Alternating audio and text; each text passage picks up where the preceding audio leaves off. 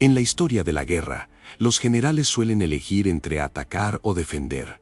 Pero hubo un hombre que decidió hacer las dos cosas al mismo tiempo. Lo que ocurrió en el año 52 a.C. en las colinas de Elesea desafía toda lógica militar conocida. Julio César, el hombre más ambicioso de Roma, se encontró en una situación que habría hecho rendirse a cualquier otro comandante. Estaba persiguiendo a Vercingetorix, el líder rebelde que había logrado lo imposible al unir a todas las tribus de la Galia contra Roma. El líder galo se refugió en la fortaleza de Elicia, una ciudad inexpugnable en la cima de una meseta, pensando que estaba a salvo. César sabía que no podía tomar la ciudad por asalto sin perder a miles de hombres, así que decidió asediarla y matarlos de hambre. Pero había un problema mortal en Vercingetorix.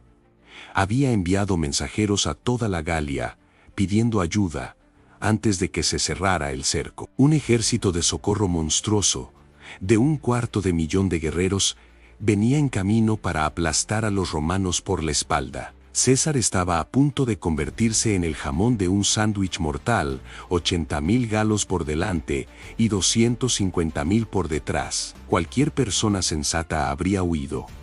Pero César no era sensato. Era un genio con una confianza lunática en sus legionarios. Ordenó construir la obra de ingeniería más impresionante de la antigüedad, no una muralla, sino dos, una para encerrar a los de adentro y otra para frenar a los de afuera, encerrándose él mismo en un anillo de muerte. Parte 1. La rebelión total. Para entender la magnitud de Alesia, hay que entender que Julio César llevaba años pacificando la Galia a sangre y fuego. Roma pensaba que la guerra había terminado, pero subestimaban el orgullo de los celtas y su deseo de libertad. Vercingetorix, un joven noble de la tribu de los arvernos, logró convocar una asamblea secreta en los bosques. Con un discurso incendiario y carisma puro, convenció a tribus que llevaban siglos peleando entre ellas para unirse contra el invasor común. Comenzaron una táctica de tierra quemada, destruyendo sus propias granjas y ciudades para dejar a las legiones romanas sin comida. César, lejos de Italia y con el Senado romano, esperando su fracaso para juzgarlo, se vio obligado a perseguir a este fantasma. Después de sufrir una derrota humillante en Gergovia, César necesitaba una victoria decisiva o su carrera política y su vida terminarían. Logró acorralar a Vercingetorix en Alesia, una posición defensiva perfecta, rodeada de ríos y colinas empinadas. El galo tenía 80.000 guerreros de élite dentro, provisiones para un mes y la certeza de que la Galia entera vendría a rescatarlo. César miró la fortaleza, miró a sus 50.000 hombres cansados y dio la orden de sacar las palas y los picos. Si no podía vencerlos con espadas, los vencería con madera y tierra. La construcción comenzó de inmediato. Parte 2. El Donat de la muerte. Las legiones romanas no eran solo soldados, eran los mejores ingenieros constructores del mundo antiguo. En tiempo récord, levantaron una línea de fortificación de 18 kilómetros llamada circunvalación para rodear la ciudad. Pero cuando los espías de César informaron que el gran ejército de socorro galo estaba en marcha, la estrategia cambió. César ordenó construir una segunda línea defensiva mirando hacia afuera de 21 kilómetros, llamada contravalación. Los romanos ahora vivían en un pasillo fortificado entre dos muros, una franja de tierra donde debían comer, dormir y pelear. Pero los muros no eran suficientes para César. Él quería que el terreno mismo matara a sus enemigos antes de que llegaran a la empalizada. Creó un campo de horrores, cavaron fosos inundados y trincheras llenas de estacas afiladas ocultas bajo ramas y pasto. Colocaron los famosos lirios, pozos cónicos, con una estaca endurecida al fuego en el centro, diseñados para atravesar pies y tobillos, y sembraron el suelo con estímulos, ganchos de hierro enterrados que desgarraban la carne de cualquiera que corriera sobre ellos. Era una zona de muerte industrializada, diseñada para romper la carga de la caballería y desmoralizar a la infantería. Dentro Gialija Vercingetorix veía cómo su prisión se cerraba día a día, confiando en que sus hermanos de afuera llegarían a tiempo. Pero el tiempo pasaba, y el enemigo más cruel de todos, el hambre, empezó a caminar por las calles de la ciudad asediada. Parte 3. La crueldad necesaria en la comida en Alesia se estaba acabando, y Vercingetorix tuvo que tomar una decisión terrible para salvar a sus guerreros. Ordenó expulsar de la ciudad a todas las bocas inútiles, a las mujeres, los niños, los ancianos y los enfermos de la tribu local.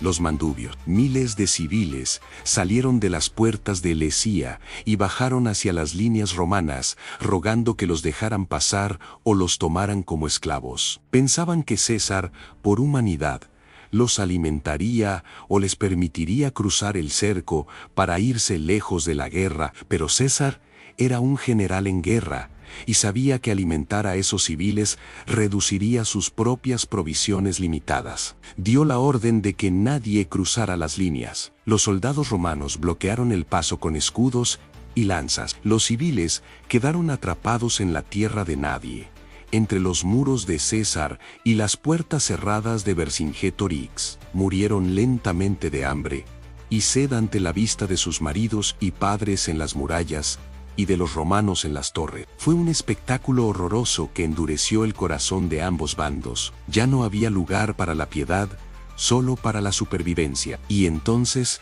justo cuando la moral estaba en su punto más bajo, se escuchó un estruendo en el horizonte. El ejército de socorro había llegado a 250.000 galos, cubriendo las colinas como un océano humano. Los romanos, atrapados en su delgada franja de tierra, tragaron saliva. La batalla final por el destino de la Galia había comenzado. Parte 4. El océano de enemigos en el ataque fue coordinado y brutal. Vercingetorix ordenó salir de la ciudad al mismo tiempo que el ejército de socorro atacaba desde fuera. Los romanos tuvieron que luchar espalda con espalda, corriendo de un muro al otro para apagar los incendios y repeler las oleadas. Durante el día, las trampas de César funcionaron a la perfección. Los galos caían en los pozos, se empalaban y gritaban de dolor. Pero la superioridad numérica de los galos era abrumadora. Por cada uno que moría, 3 más ocupaban su lugar saltando sobre los cadáveres. El punto crítico llegó el tercer día, cuando los galos descubrieron un punto débil en las defensas romanas, una colina que no había podido ser fortificada. 60.000 guerreros de élite atacaron ese punto, rompiendo la empalizada y entrando en el campamento romano. Al mismo tiempo, Vercingetorix atacó desde adentro con todo lo que le quedaba, desesperado por romper el cerco y unirse a sus aliados. Las líneas romanas empezaron a ceder, los centuriones caían, las cohortes se desmoronaban y el pánico empezaba a contagiarse. Labieno, el segundo al mando de César, envió mensajeros pidiendo ayuda urgente en sí. No llegas ahora, todo está perdido. Era el momento de la verdad, el instante en que los imperios nacen o mueren. Y César sabía exactamente qué hacer. Parte 5. La capa roja. Julio César se puso su distintiva capa de color rojo brillante, la que usaba en batalla para que todos sus hombres pudieran verlo. Reunió a las últimas reservas que le quedaban, apenas unos escuadrones de caballería y algunas cohortes cansadas. No se quedó atrás dando órdenes. Desenvainó su espada y cargó personalmente hacia el punto donde la batalla estaba más sangrienta. Al ver la capa roja de su general brillando en medio del caos, luchando hombro a hombro con ellos, los legionarios sacaron fuerzas de donde no había. Los romanos dejaron de retroceder y contraatacaron con una furia maníaca, inspirados por la presencia casi divina de su líder. Al mismo tiempo, César había ordenado a su caballería germana que saliera del fuerte, rodeara la colina y atacara a los galos por la espalda. Cuando los galos sintieron los caballos a sus espaldas, el pánico cambió de bando. Pasaron de ser cazadores a ser presas en segundos. El ejército de socorro, a pesar de ser gigantesco, se desmoronó y huyó en desbandada, siendo masacrado por la caballería romana. Vercingetorix, viendo desde las murallas como su última esperanza desaparecía en el horizonte, comprendió que había terminado. Al día siguiente, las puertas de Elisía se abrieron en silencio. Un jinete solitario salió. Era Vercingetorix, vestido con su mejor armadura y montado en un caballo magnífico. Cabalgó hasta donde estaba César sentado en su silla de campaña, dio vueltas alrededor de él en silencio, desmontó y se quitó la armadura. Tiró sus armas a los pies del romano y se sentó en el suelo, esperando su destino sin decir una palabra. La Galia había sido conquistada. 1.000.000 de galos habían muerto y otro 1.000.000 sería vendido como esclavos. César había ganado la apuesta más grande de la historia militar, asegurando su gloria eterna y el odio del Senado. Elisía no fue solo una victoria. Fue la demostración de que la ingeniería y la disciplina romana podían domar al mundo. Vercingetorix pasaría 6 años en una mazmorra en Roma antes de ser estrangulado en el desfile triunfal de César. Pero su nombre sobreviviría como el primer héroe de una nación que tardaría siglos en nacer. Gracias por acompañarme al año 52 a.C. a revivir el asedio de Elisía, el milagro de las 2 murallas. Si te fascina la estrategia y la historia tanto como a mí, no olvides suscribirte y darle like. Es la mejor forma de apoyar el canal. Quiero leerte en los comentarios. ¿Crees que lo que hizo César con los civiles mandubios fue un crimen de guerra o una necesidad militar?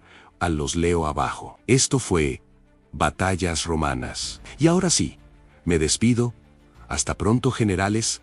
Nos vemos en el próximo combate.